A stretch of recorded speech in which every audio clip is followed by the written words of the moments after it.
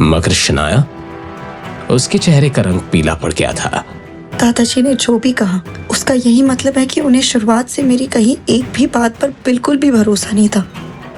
इस बात से शनाया कितनी अपसेट हो गई थी, इस बात का अंदाजा लगाना आहान के लिए कोई मुश्किल बात नहीं थी। शनाया, क्या तुम्हारे पास कोई ऐसा सबूत है जो ये साबित कर सके कि शौर्य ने तुम्हें विकी नाम के गुंडे के पास जाने के लिए मजबूर किया?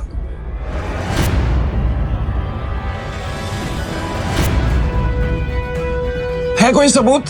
क्या होगा शनाया का जवाब?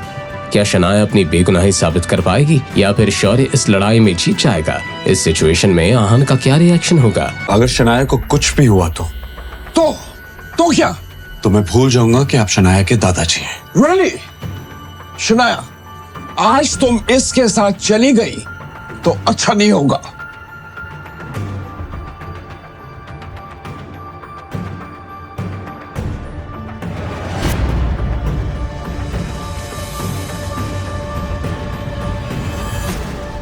क्या तुम्हारे पास ऐसा कोई सबूत है जो ये साबित कर सके कि शौर्य ने तुम्हें विकी नाम के गुंडे के पास जाने के लिए मजबूर किया? है कोई सबूत? अपने दादाजी का ये सवाल सुनकर शगुन और शौर्य एक दूसरे की तरफ कामयाबी की उम्मीद के साथ देखने लगे। उन दोनों को यकीन था कि शनाया के पास कोई भी सबूत नहीं था। हेलो, कौन? मैं शौर्य, और अगर आहान की जान बचाना चाहती हो तो विक्की भाई के अड्डे पे पहुंचो। मैं तुम्हें लोकेशन भेज रहा हूँ। दादाजी, मेरे पास सबूत है। उस दिन शौर्या ने मुझे कॉल किया था और मैसेज में ये साफ लिखा था कि अगर मैं उस अड्डे पर टाइम पर नहीं पहुंची तो आहान को कुछ भी हो सकता है।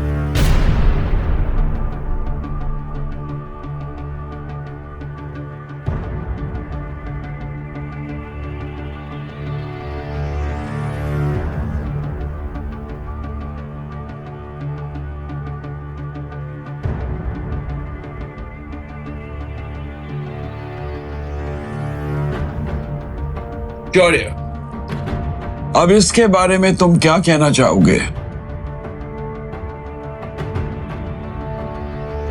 दादाजी, शनाया को शायद कुछ गलत फहमी हुई है, क्योंकि ये मैसेज जिस नंबर से आया है ये मेरा नंबर है ही नहीं, और ना ही मैंने कोई कॉल किया। ये सुनकर शनाया हैरान रह गई, अपना मोबाइल देखने लगी, मगर शौर्य की बात तो सच थी।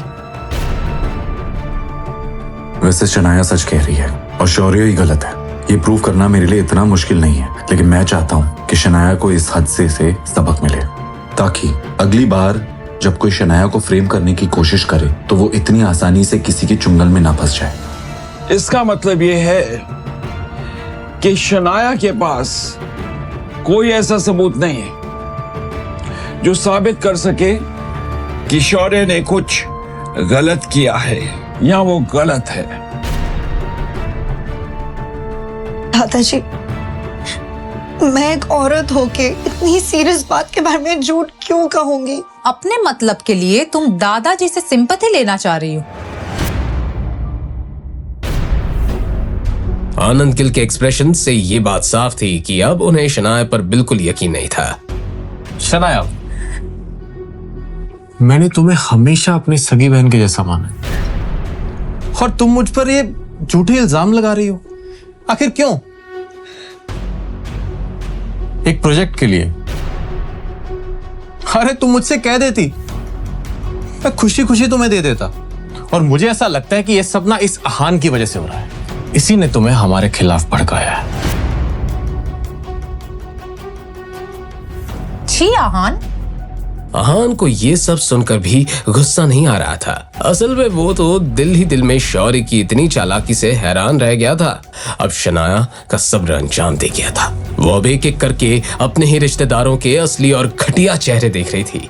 शनाया को अंदर से ऐसा लगा मानो वो पूरी तरह से हिल गई थी।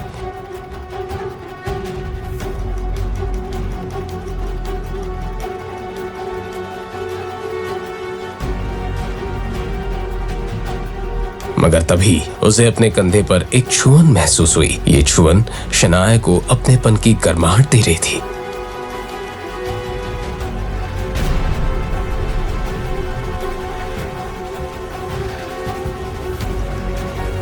आहान को इस सब में कितना कुछ सुनना पड़ रहा है, मगर मैं ना अपनी सपोर्ट में ना उनके सपोर्ट में कुछ कह पा रही हूँ। मैं बहुत लकी हूँ जो मेरे पास आहान है। अगर उन्होंने मेरा साथ ना दिया होता तो मेरा क्या होता। फाइनली मेरे पास ऐसा कोई है जिस पर मैं डिपेंड कर सकती हूँ।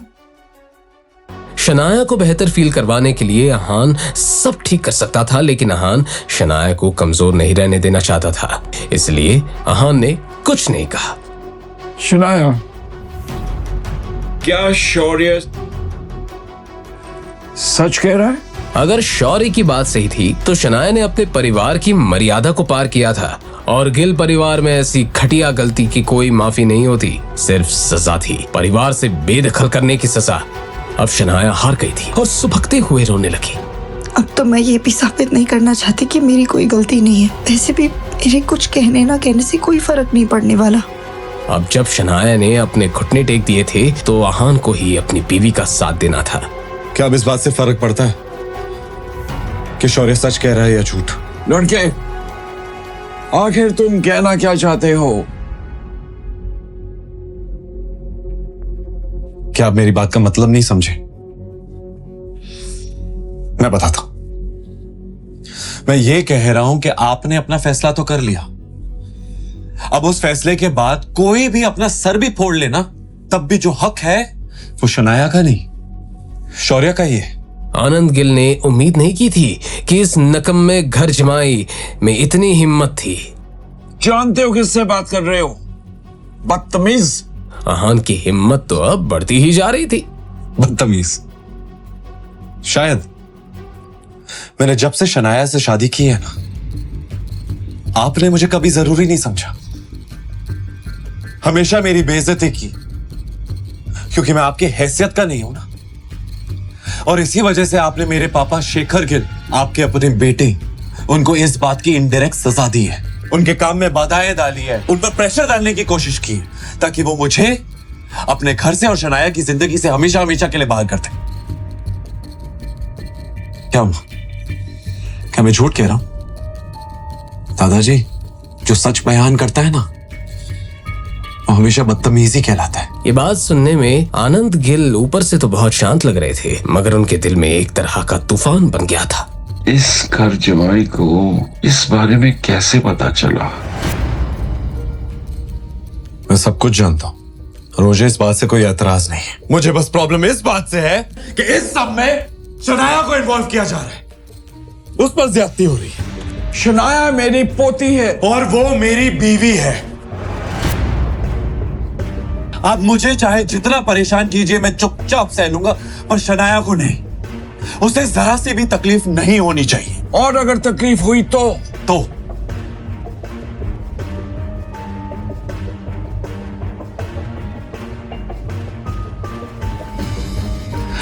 इसकी कीमत पूरे गिल परिवार को चुकानी पड़ेगी। आहान की ये बात सुनकर शनाया इमोशनल होकर रोने लगी। पापा सही कहते हैं, मेरे पास हमेशा से हीरा है, मगर उस हीरे ने हमेशा कोयला होने का दिखावा किया। धमकी दे रहे हो मुझे?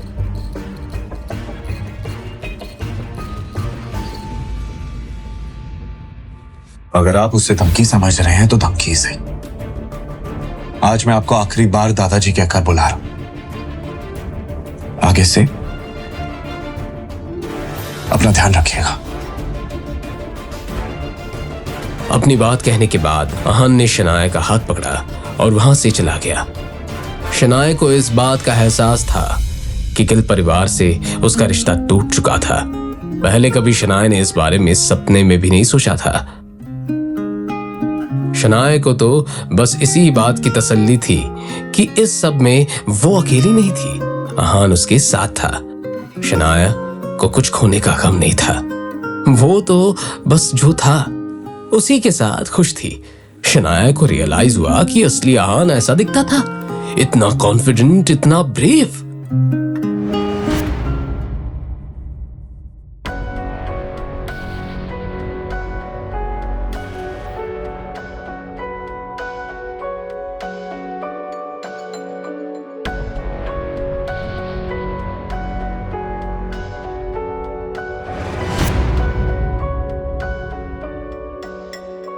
आहान, तुम हर बात बर्बाद क्यों कर देते हो? अगर ऑफिस में शेखर और शनाया की मदद नहीं कर सकते तो घर के काम संभाला करो।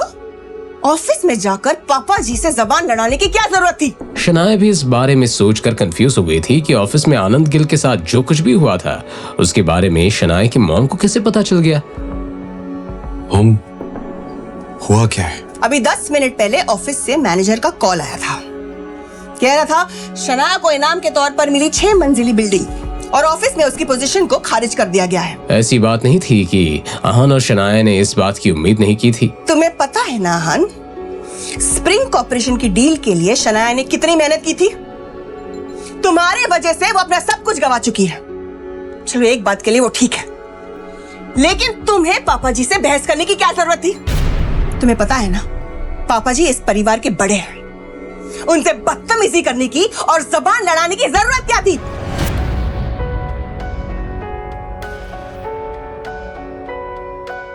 अगर एक बार के लिए शनाया ने पापा जी से लड़ाई की होती तो मैं कुछ कर सकती थी, अपनी पोती को कुछ सजा देकर पापा जी माफ कर देते। लेकिन ये आहान, इसके अंदर इतनी हिम्मत कहां से आ गई? अब कुछ नहीं हो सकता। आहान ने शनाया और उसकी फैमिली को बहुत बड़ी मुसीबत में डाल दिया था। माँ, इसमें आहान की कोई गलती नहीं थी।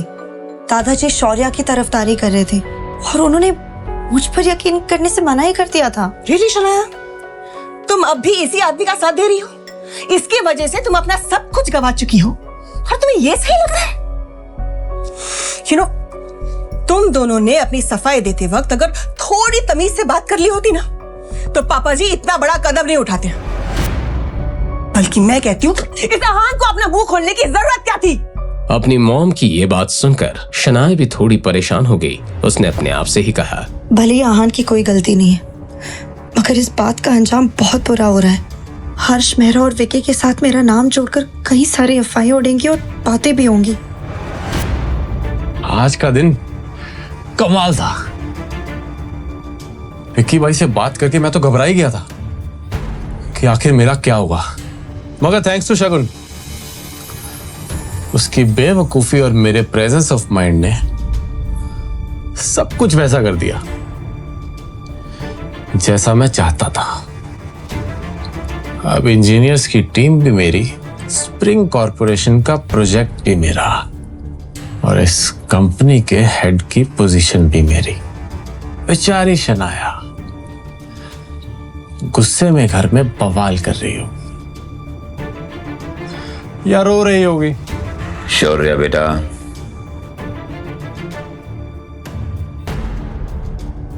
हमें स्प्रिंग कॉर्पोरेशन जाना है। हमारे प्रोजेक्ट की आज पहली मीटिंग है। ये सुनते ही शौर्य के चेहरे पर छाई हुई खुशी कहीं गायब हो गई। मुझे ये प्रोजेक्ट किसी भी हालत में चाहिए। तू मुझे कीमत का रौब दिखा रहा है? पिछली बार जो कुछ भी हुआ था उसके बाद शौर्य को उस बेइज्जती के सपने भी आते थे। क्या वहां जाना जरूरी है क्या? प्रकाश चाचू को भेज देते हैं, और वैसे भी अब इस प्रोजेक्ट में डिस्कस करने लायक बचा ही क्या है? तुम इस प्रोजेक्ट के हेड हो और प्रकाश या कोई और वहां जाएगा तो क्या कर लेगा? और वैसे भी हर्ष मेहरा अब हमारा कुछ नहीं बिगाड़ सकता। हमारे पास लीगल कॉन्ट्रैक्ट है जिसे कि उसने खुद साइन किया है। ठीक है पापा, चलिए। शौर्य ये सोचकर मान गया था कि दिल्ली से रायजादा परिवार से दोस्ती करने का ये एक लौता मौका था, मगर रायजादा खानदान के असली वारिस से तो शौर्य के अलग ही मसले थे। भले ही हान की कोई गलती नहीं थी, मगर इस सब का अंजाम बहुत बुरा हो रहा था।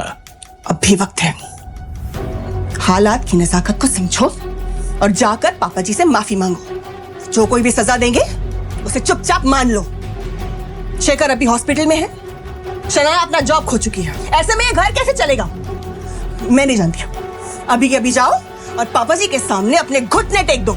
मिसेस यामिनी गिल के पॉइंट ऑफ व्यू से यही एक रास्ता था कि जिससे चीजें कुछ ठीक हो सकती थी, मगर अगले ही पल जब आहान ने अपना मुंह खोला तो मिसेस यामिनी गिल के साथ साथ शनाया भी दंग रह गई। मैं आनंद गिल से माफी नहीं मांगूंगा, उन्हें तो शनाया से माफी मांगनी चाहिए। आहान के आखिरी शब्द सुनकर मिसेस यामिनी गिल की बोलती ही बंद हो गई। व्हाट? तुम्हारा दिमाग ठीक है? मुझे लगता है तुम्हारा दिमाग खराब हो गया है। मॉम,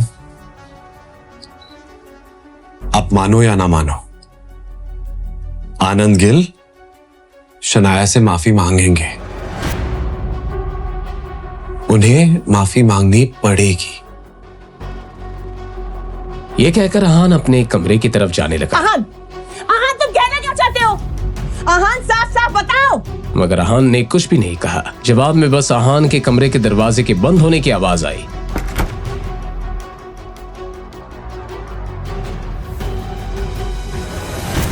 जब शौर्य और नीरज गिल बिल्डिंग के अंदर आए, वो दोनों थोड़ा नर्वस थे, मगर दोनों बाप बेटे इस तरह दिखावा कर रहे थे मानो पिछली बार जिल्लत कभी हुई नहीं थी। नीरज गिल ने शौर्य से कहा, बेटा, हो सकता है कोई प्रेजेंटेशन मिल रहा हो, और हो सकता है कि हमें हर्ष मेहरा को मिलने की नौबत ही ना आए। अपने पापा की ये बात सुनकर शौर्य को कंफर्टेबल फील हुआ।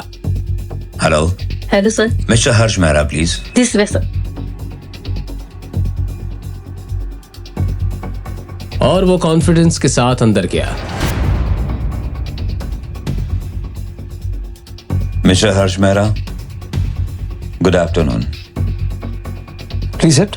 उन दो शक्लों को देखकर हर्ष मेहरा अपने बेरुखे अंदाज में दोनों से सवाल करते हुए कहा, आप दोनों यहाँ क्या कर रहे हो? मिस्टर मेहरा, वो कुछ दिनों पहले आपने गिल कंस्ट्रक्शन के साथ में वो कॉन्ट्रैक्ट साइन किया था ना, स्प्रिंग कंस्ट्रक्शन वाला, तो जब मैंने कॉन्ट्रैक्ट साइन किया था तुम वहां थे? हर्ष मेहरा के इस बात से कोई फर्क नहीं पड़ रहा था कि नीरज गिल कौन था और उम्र में उससे कितना बड़ा था। वेल, हम दोनों तो नहीं थे उस समय में, मगर उससे क्या फर्क पड़ता है? कंपनी ने ये प्रोजेक्ट हमें सौंपा है तो आप हमारे पास बेफिक्री के साथ काम कर सकते हैं। ये सुनकर हर्ष मेहरा ने इस तरह रिएक्ट किया मानो कुछ सोच रहा हो। मुझे फर्क पड़ता है, जिसके साथ मैंने कॉन्ट्रैक्ट साइन किया है मैं उसी से मिलना चाहूंगा। नीरज ने लाचार होकर सवाल किया, मिस्टर मेहरा, आप मेरी मुश्किलें क्यों इतनी बढ़ाते जा रहे हैं? निकल जाओ यहाँ से। और अब मैं मीटिंग तभी करूंगा जब मैं शनाया खुद यहाँ चलकर आएगी। उसके पापा से कुछ नहीं होने वाला था, इसलिए शौर्य ने बीच में बात काटते हुए कहा, वो एक्चुअली मिस्टर नाया थोड़ा बिजी है, वो 1 महीने के लिए वेकेशन पे गई है। अब हर्ष कोई बहाना नहीं बना सकता था, लेकिन आगे हर्ष मेहरा ने जो कहा उसे सुनकर दोनों बाप बेटे शॉक्ड हो गए।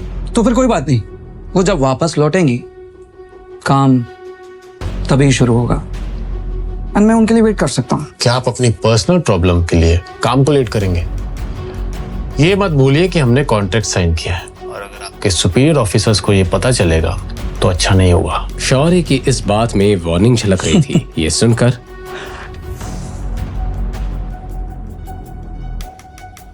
तुम मुझे धमकाने की कोशिश कर रहे हो?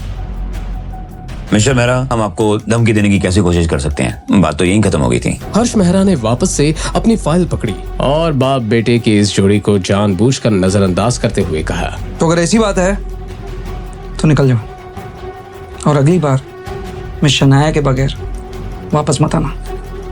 लीव। शौर्य और नीरज एक बार फिर से इस कंपनी में बेइज्जत हो चुके थे।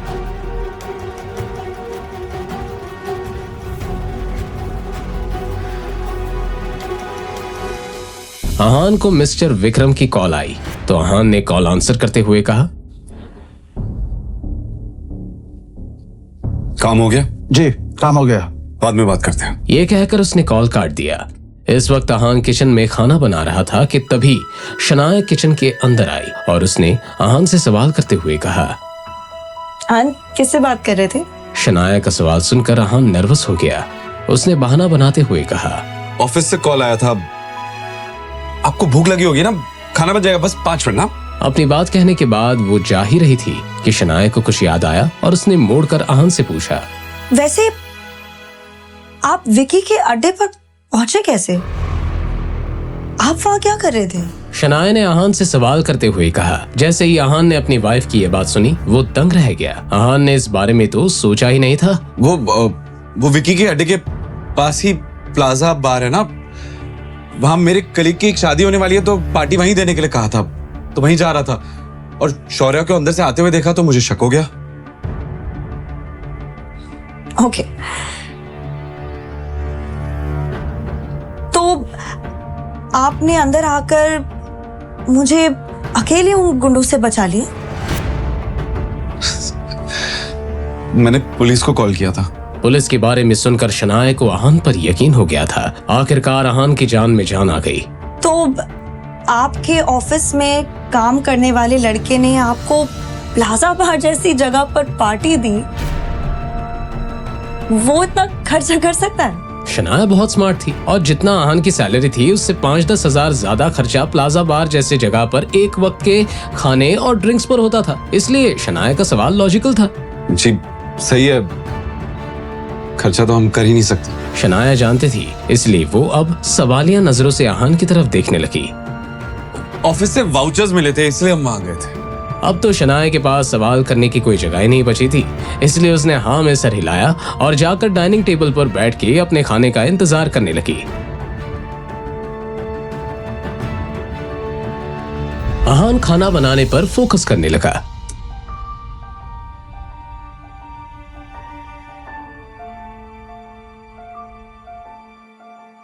चानी निकाल दी थी। थोड़ी ही देर में खाना बन गया। आहान ने शनाया के प्लेट में खाना सर्व किया।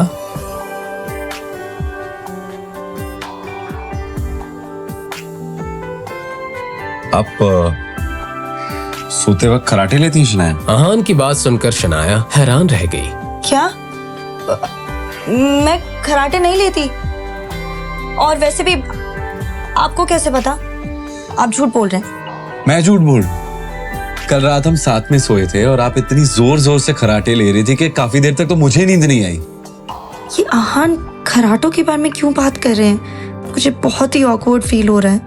हाँ, अब यही रास्ता है। क्या कल रात को हम साथ में सोए थे? जैसे ही ये बात बाहर आई, आहान की बोलती बंद हो गई। अपने घबराए हुए पति की ऐसी हालत देखकर शनाया को जोर जोर से हंसने का मन कर रहा था। अच्छा, तो ऐसी बात है। मैंने आपको कहा रुकने के लिए? मुझे तो याद भी नहीं आ रहा। शनाया को लग रहा होगा कि मैं कितना बदतमीज हूं। अभी मैं उनसे नजरें नहीं मिला सकता।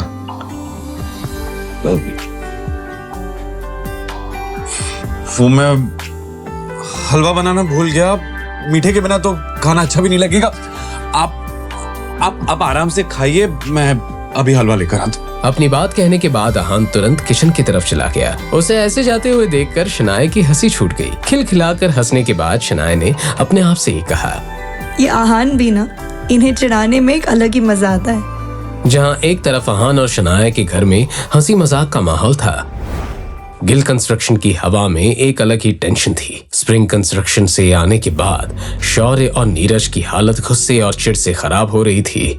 इस हर्ष मेहरा की हिम्मत तो देखो। मुझे लगता है कि उसे ऐसा करने के लिए किसी ने उकसाया है, या फिर वो किसी वजह से ऐसा कर रहा है। हर्ष मेहरा एक बहुत ही होशियार बिजनेसमैन है, वरना वो रायजादा खानदान में काम नहीं कर रहा होता। पता नहीं वो हमारे साथ ऐसा क्यों कर रहा है। अगर ऐसी बात है तो हमें कानून की मदद लेनी चाहिए। हमारे पास उसके साइन किए हुए कॉन्ट्रैक्ट हैं। 1-2 नोटिस जाएंगे ना तो अकल टिकाने आ जाएगी। बेवकूफों वाली बात मत करो शौर्या। क्या तुम सच में रायजादा खानदान के खिलाफ जाना चाहते हो? एक प्यादे के लिए राजा से दुश्मनी लेना अकलमंदी होगी। अपने पापा की कही ये बात सुनकर शौर्य का सारा गुस्सा धरा का धरा रह गया। तो फिर अब हम क्या करें पापा? पता नहीं, पापा ऑफिस में आ गए होंगे। चलो उन्हीं से चल के पूछते हैं। अब दादाजी बता सकते हैं कि इस मुसीबत से कैसे रास्ता निकाला जाए। दादाजी, ये सब इस शनाया का किया धरा है। आपके फैसले से नाराज होकर उसी ने ये सब किया है। और ये आहान और शनाया अपने आप को समझते क्या है? ये जो हर्ष मेहरा इतना उछल रहा है ना, इसकी वजह यही दोनों है। और जब से आहान का सपोर्ट मिला है ना, तब से शनाया कुछ ज्यादा उछल रही है। शनाया ऐसा नहीं कर सकती। जाओ, जाकर शनाया से माफी मांगो, उसे मनाओ। जो भी हो, कल शनाया को कंपनी में वापस लौटना ही होगा। लेकिन दादाजी, मैं कोशिश करता हूं। कोशिश नहीं, काम पूरा करके आओ। कल शनाया को हर हालत में ऑफिस आना ही पड़ेगा। शौर्य ने इस बात पर दांत पीस कर हामी भर दी। जी। करीब करीब आधे घंटे बाद शनाया का फोन बजा, मगर जब उसने कॉलर आईडी पर शौर्य का नाम देखा तो उसने तुरंत कॉल काट दिया। तो उसने कोई चारा न होने के मारे एक बार फिर से शनाया को कॉल किया। इस बार शनाया फिर से कॉल काटना चाहती थी, लेकिन अहान ने फोन उठा लिया।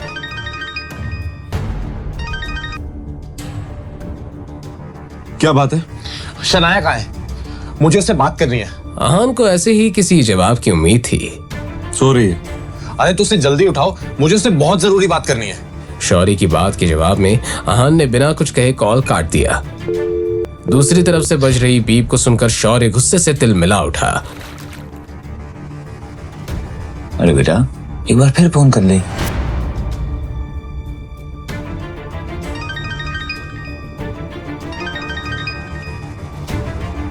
अहान, मेरा दिमाग खराब मत करो।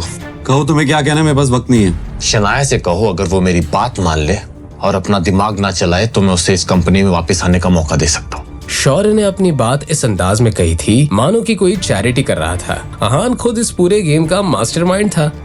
और अगर वो मना कर दे तो? शौर्य को लगा जैसे अहान उसकी बातों में आ रहा था। अगर वो मना करेगी तो वो कभी भी गिल कंस्ट्रक्शन में वापस नहीं आ पाएगी। इस बार अहान को अपना गुस्सा रोकना मुश्किल हो रहा था। उसने शौर्य से कुछ कहे बिना ही कॉल काट दिया। अहान, ये क्या किया आपने?